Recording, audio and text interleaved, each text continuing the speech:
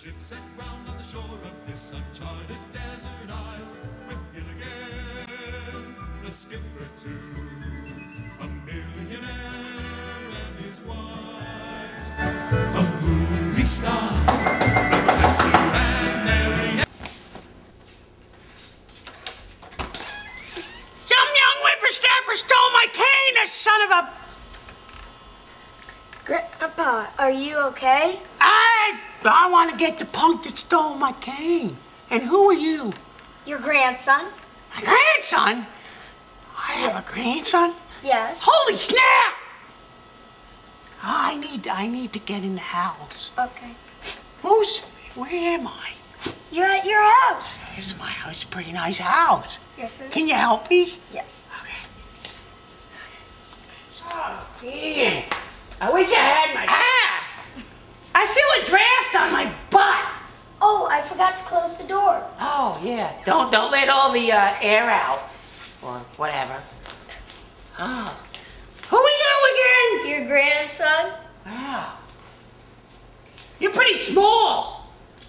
But then again, look at me. Who are all those people? There's no people there, Grandpa. I see a bunch of people. I gotta tell you something. I think I see dead people. Holy crap. Oh, my back. Holy crapola. Oh. Close the door. You didn't close the door. I feel a draft coming up my butt still. Jeez, oh Pete. What do you think we support? The electric company?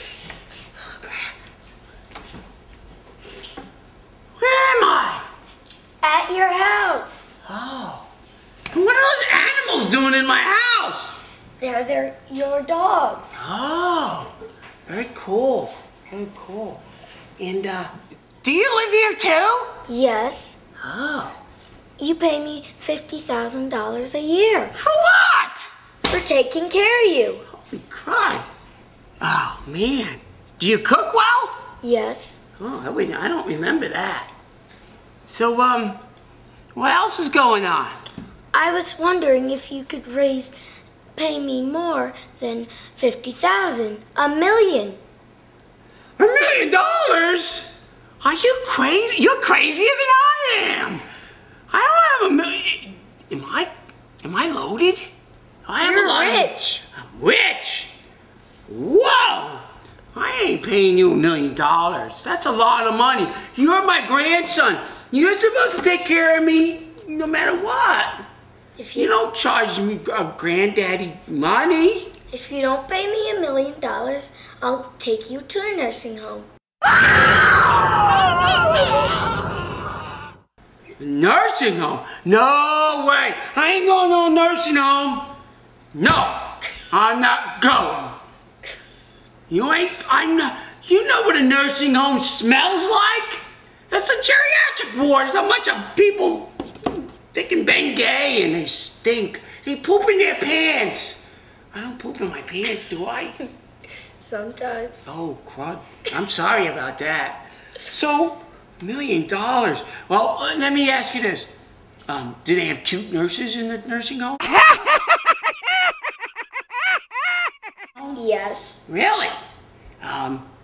They play bingo? I love bingo. Yes. I can never turn away a good game of bingo. Yes. But you know what? I like being by myself.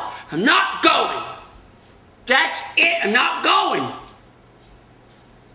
Then if you don't pay me $1 million, then you're going to the nursing home.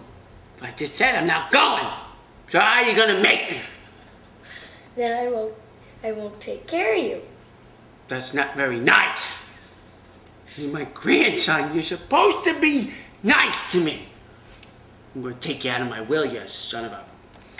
Not going. What's that piece of paper you got there? You want me to sign something? You little brat. What do you want me to sign? This contract. What does it say? You have to pay me $1 million. And if you don't, you go to the nursing home. But what are you going to do for $1 million? I'll cook for you, and Okay. I'll do double the things because sometimes I have to wipe your butt. Oh, that's gross. You know what? That might be what. Now, I don't want to go to a nursing home. I'll help you. What happens? Are you going to leave me if I don't sign this contract? Maybe. Well, who's going to take care of me? I trust you. A nursing home. I guess I don't have a choice. You know, well, give me a pen, give me this pen. You're a creep. Oh man, I gotta sign this and I'm going to a nursing home. You better find me some nice ladies there. This isn't to go to a nursing home. Oh, that's right. Oh crap. What have I signed? Okay, so the question is, do we have undue influence or duress? As you learn from your reading, undue influence involves the economic threat of harm. What does undue influence do for a contractual situation? It makes the contract voidable, okay, at the option of the person who is unduly influenced. So we have a threat of economic harm. What does duress do? Duress is a threat of serious bodily harm or death, and it makes the contract automatically void. It actually takes that option away from Grandpa Lakatos and just completely voids the contract. Well, let's take a step back. Are there instances where undue influence rise to the level of duress? And in this case, with Grandpa Lakatos and his grandson, the answer is yes. When you have a threat of economic harm in a fiduciary relationship, what's a fiduciary relationship? And you would want to write this down. It is one in which there is special trust between the two parties. Special trust. An attorney-client scenario. An accountant and a client. A doctor and a client. Psychiatrist. Nurse. In this case, a guardian. The grandson is the guardian of Grandpa Lakatos. That is a special relationship of trust, a fiduciary relationship. And when he threatens to put me in a nursing home and threatens an exorbitant amount of money to take care of me, that in essence is blackmail. And that takes undue influence and rises it to the level of duress, thereby making the contract automatically void, not just voidable at the option of the person unduly influenced. Let's take it a step further. I have presented in previous presentations the concept that if you do not have the first four elements of a contract, which are agreement, consideration, capacity, and legality, then we don't have a contract at all. The fifth requirement of a contract is genuineness of assent, which we're now talking about undue influence and duress in relation to genuineness of assent. Well, that's great that we could either void the contract or make it voidable. And in the case of Grandpa Lakatos, if it was on an exam, we would say the contract is void. But did we have a contract at all, looking at the first four elements? We could argue that Grandpa Lakatos lacked capacity because he didn't have the mental competency to enter into a contract. And we talked about that in a previous presentation. If a court has adjudicated Grandpa Lakatos to be mentally incompetent prior to entering into the contract, there was no contract at all. If a court can determine at the time he entered the contract, assuming he wasn't previously adjudicated to be mentally incompetent, at the time he entered the contract, he lacked the competency.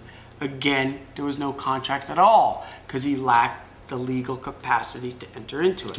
So one could say there was no contract at all.